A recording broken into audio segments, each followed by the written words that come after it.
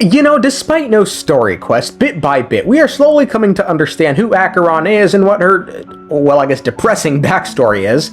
However, despite seemingly knowing parts, well, he said he doesn't know, but he knows more than nothing of her backstory. One true and tried American has decided he won't let those feelings of melancholy interfere with his God-given rights. For Acheron committed the most heinous crime imaginable for which she will dearly pay. For the crime of impersonating a Galaxy Ranger, Acheron will be put to death by boothill by way of shooting. We do not scare easily. We never bow. We never bend. We never break. We are America, second to none, and we own the finish line. Though I don't know exactly what you are or what you're up to, my bullets will find you. Or so he thinks. I mean, I tip the confidence. Clearly he's got, some way he thinks he can kill her, given he at the very least knows she's an emanator. That woman, named Acheron, is an emanator who should not exist.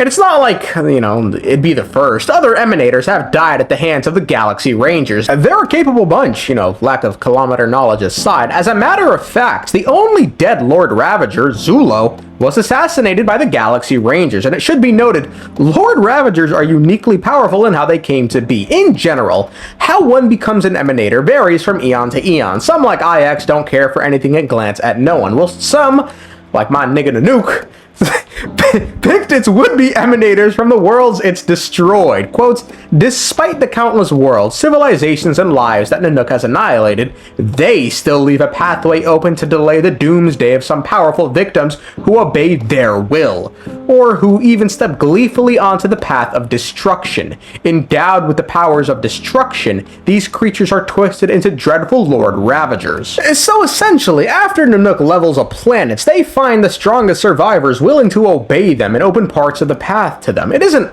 wholly unreasonable to claim that eons who personally pick emanators would let them become stronger than those who, just happen to become emanators. And this certainly seems to be the case for the Lord Ravagers, who Nanook seemingly opened the entire fucking bar to. All you can eat buffet, fucking apparently, because some of these feats are a bit concerning. And I say that because they really make you wonder what the power scaling going on is here. Y'all ever seen Seven Deadly Sins, and the unimaginable power jump that went on from season 1 to 2? This nigga went from being Pope in season 1 to worthless in every other season. Well, that's what's happening here, but kind of like on crack.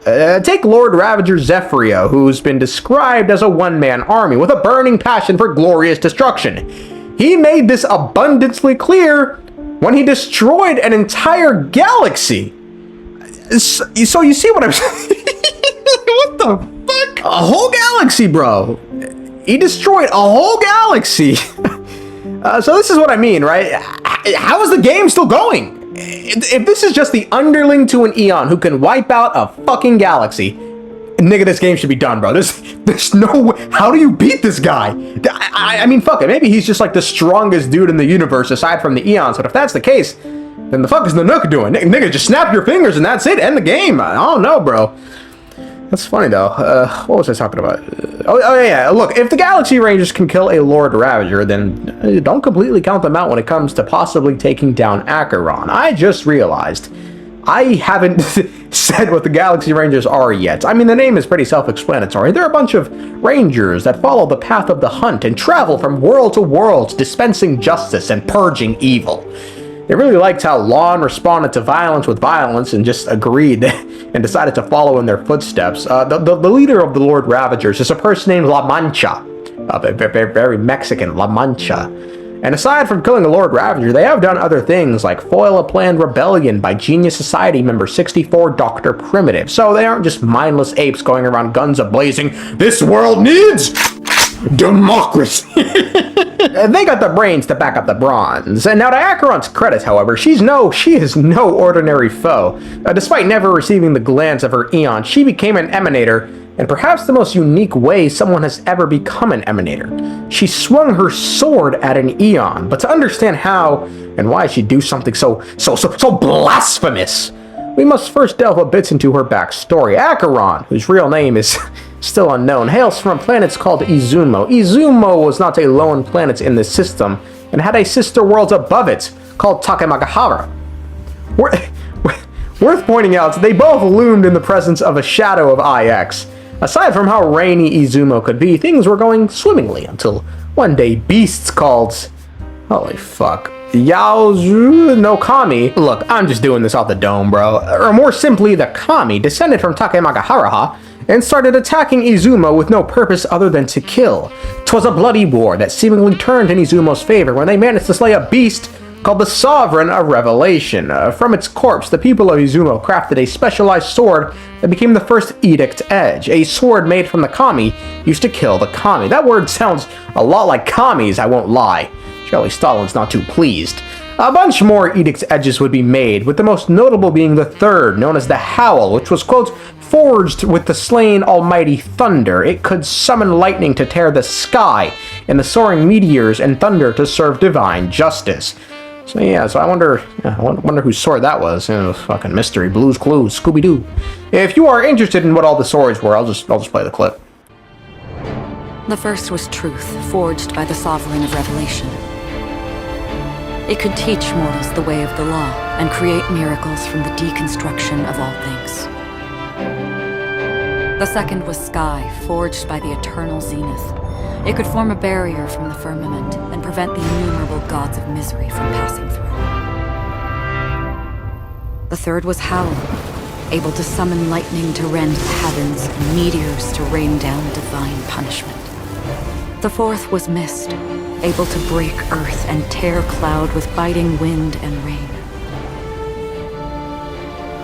The fifth was Frost, freezing the land in an instant. The sixth was Fate, the restless cycle of life and death. Then there was Flare, Thought, Root, Form, Bind, Maw. With those sentinels, we seized on tomorrow's expectation. Anyway, aside from killing Kamis, the Edict Edges also powered up the city and modernized it somehow. All in all, 12 original Edict Edges would be made. That all seemingly just broke when the dead got restless or some shit. I don't know, this part's a bit unclear to me. Regardless, the most important thing is, from the remains of the 12, 2 more blades would be made, called Origin and Oni, or End. Acheron wielded the Origin sword, whilst a being named Hakuhatsu Ki held the End sword, and when they dueled against one another, because only one could save Izumo for some reason, as Acheron puts it herself, I ended that man's life. Alone. So this Hakuhatsu Ki feller is actually supposed to be Kevin Kaslana, huh? The more you know. Following their battle, one more Edict Edge would be made called Naught, and it's with this blade Acheron just sort of looked around, saw her friend was dead, saw her world was in complete ruins, looked up at the sky, saw that bitch-ass shadow, and went, alright nigga, fuck it, and just whoop! Presumably now finding herself within its shadow, what she did next was simply go further. Perhaps to you, I am just an emanator who's hiding her identity. But the sleeping and shapeless never glance at anyone. They have no face, no form, and even less of a will to speak. The nihility envelops everyone equally. Only some who have gone under their shadow can go farther, tainting themselves with more nihility. That's all. Now she apparently went far enough to where she became an emanator, but also a self-annihilator, where due to being tainted by a whole lot of nihility, her memories became a bit unreliable, but rather memory loss and whatever the fuck these other niggas gotta deal with, bro. Quotes, these phenomena can hardly be explained by the laws of nature, as described in the handwritten notes of the Doctors of Chaos. Some self-annihilators have their skin turn into something like rotten wood, full of holes and scars. Some have their endocrine systems disrupted, becoming unable to distinguish between pleasure and pain and turning numb to everything. Some lose their memories, others lose their senses. It is as if they have been deprived of the meaning of their lives by some entity and can only keep watching in dreams and illusions as their own forms disappear into a black hole at the end of the horizon. As it stands right now, both Izumo and Takamagahara have been completely destroyed, and no one is quite sure why. It's to the point where some even question if those planets ever existed. Nowadays, the past of the border planets Izumo can only be gleaned from the scattered whispers in the universe. Academics hold various views regarding its disappearance, but none can solve the mystery. Izumo's history should have been a long flowing river, but it was severed in one cut, and all its past and future voided on emptiness, other shore. What, I don't know what that little ellipsy thing is. Did it never exist, and was it no more than a fabricated story? Did its histories never occur, and it ran aground on the beach of reverse causation? Was it yet another appalling experiment by Dr. Primitive, or was it a sign of the veracity returning from the end of the cosmos?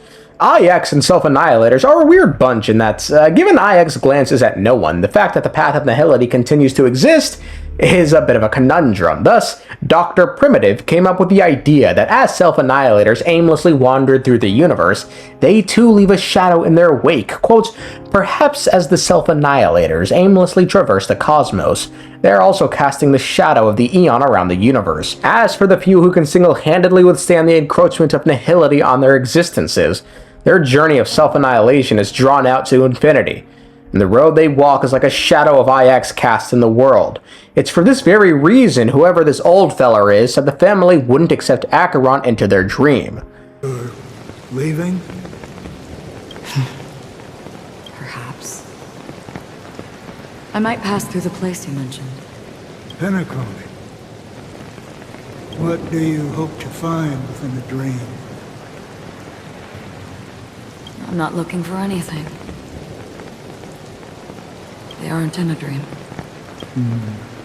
I'm afraid the family will not open the doors for you. Why? Because the path you walk is not accepted by the Harmony. Even if that's not what I want. Precisely because it's not what you want. Because they are not like other eons. They have never glanced at anyone. And they never need to. They leave woven strands of fate for humans to walk. And together, they weave a great shadow. And There are always those who rise from the shadows. they mostly become a part of the shadow. In your eyes. Am I the same? You still have a strand of color, but not much. That is enough. Before they vanish completely, I will reach the nihility's end.